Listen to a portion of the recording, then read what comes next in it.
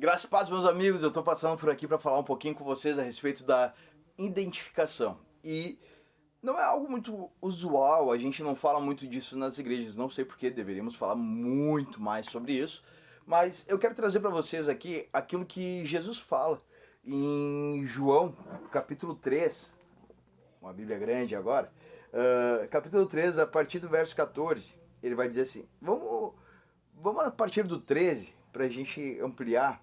Olha só, ninguém jamais subiu ao céu, a não ser aquele que veio do céu, o Filho do Homem.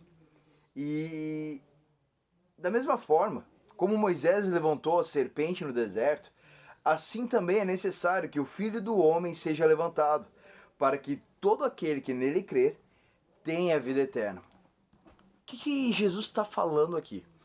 Vocês lembram daquele episódio quando o povo de Israel tá se afastando de Deus e caindo em idolatria? E aí Deus libera serpentes abrasadoras no deserto para começar a matar o povo. E aí Moisés desce, o povo clama, Moisés, nos perdoa, não sei o que, fala com Deus e tal. Aí Moisés, tá, dá uma segurada aí que eu vou falar com Deus. Ele fala com Deus e Deus diz assim, ó, pega e faz uma serpente de bronze e sobe ela e bota no meio do arraial, e todo aquele que for picado pela cobra vai olhar para a serpente e vai ser curado.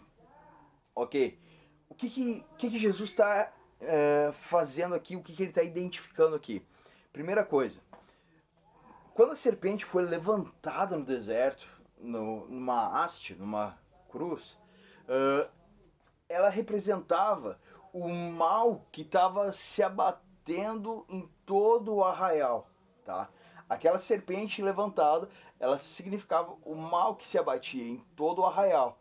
Então, quando as pessoas eram pegas por aquele mal, elas olhavam para a serpente e o mal deixava elas.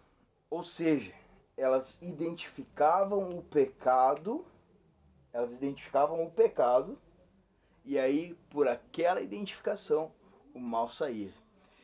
Vamos ver o que está rolando aqui agora. Jesus, ele é filho de Deus, mas ele está se apresentando nesse texto como o filho do homem. E quando ele se apresenta como filho do homem, ele está dizendo exatamente isso. Eu sou como vocês são. Eu sou como vocês são. E da mesma maneira que a serpente foi levantada no deserto, eu vou precisar ser levantado a um lugar onde todos que olharem e se identificarem comigo serão salvos. E por isso que o próximo versículo ele vai dizer assim, ó, o versículo 15, para que todo que nele crê tenha vida eterna. Quando nós olhamos para a cruz, quando nós olhamos e botamos os nossos olhos na cruz, nós temos a condição de visualizar que, cara, aquele lugar era o meu lugar. Era exatamente nesse lugar que eu deveria estar aí, porque eu não estou lá, alguém foi no meu lugar. Alguém se identificou. Jesus nunca pecou. Ele nunca, em momento algum, cometeu pecado algum. Mas ele carregou sobre o seu corpo os meus pecados. Eu era mentiroso, eu era brigão, eu não sei o que tu era. Talvez tenha alguém aí nos assistindo que era adúltero. Talvez alguém aí já matou alguém. Nunca matei, eu brigava, mas eu nunca matei ninguém, sabe? Talvez tenha alguém assistindo aí que era mentiroso pra caramba, que nem eu já fui. Talvez tenha alguém assistindo que praticava homossexualidade, ou sei lá, são tantos pecados. Era profano, era promíscuo, era. Puf, sabe? Era pecador.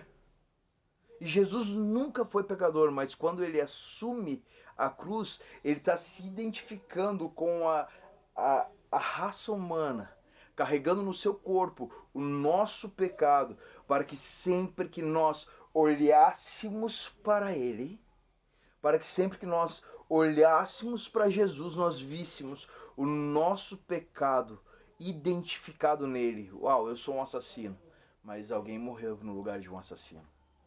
Eu sou um ladrão, mas alguém morreu no lugar de um ladrão. Para que aquele ladrão que eu era, eu nunca mais torne a ser. Tá entendendo? Então Jesus ele se identifica conosco. em tudo. E aí a próxima vez que nós falarmos agora, nós vamos falar sobre a substituição, para entender o que Jesus fez. Fica com nós.